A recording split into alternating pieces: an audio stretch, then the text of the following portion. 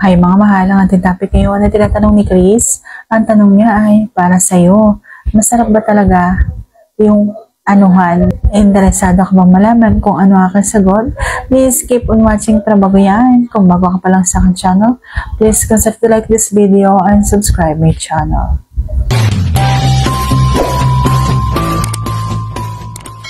So, masarap nga ba para sa akin ang pakikipag-anuhan? Ang sagot ko ay oo naman. Yung nararamdaman mo na masarap ka.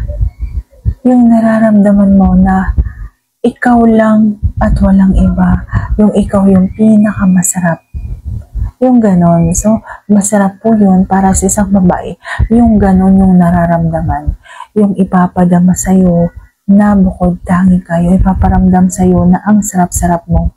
Hindi masyadong mahirap paligayahin ng isang babae, lalo na kung halimbawang nakikita niya lalo sa mata ng isang lalaki na nasarapan siya talaga ng sobra sa ginawa ninyo at sa'yo. Yung ganon. So, masarap talaga para sa akin ang pakipag-anuhan.